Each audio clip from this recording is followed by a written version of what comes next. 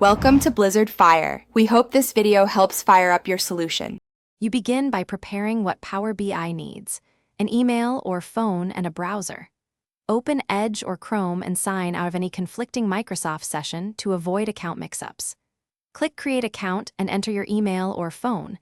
This is how Power BI links to you. Once done, choose between a free Microsoft account or work/school organization.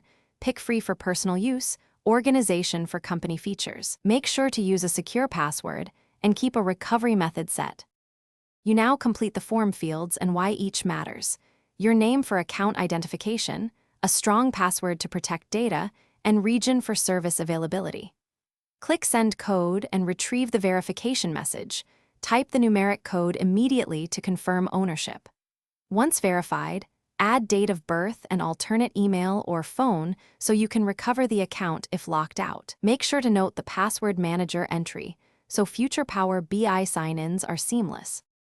You finish by accepting terms and signing into Power BI. Microsoft. Calm with your new account. This grants basic access immediately.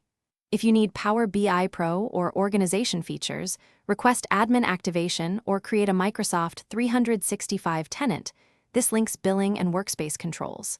If verification or sign-in fails, clear browser cache and cookies, try an alternate email or phone, or resend the code. One tip: temporarily disable strict ad blockers during sign-up to prevent verification scripts from failing. Thanks for watching. If you found this helpful, don't forget to like and subscribe.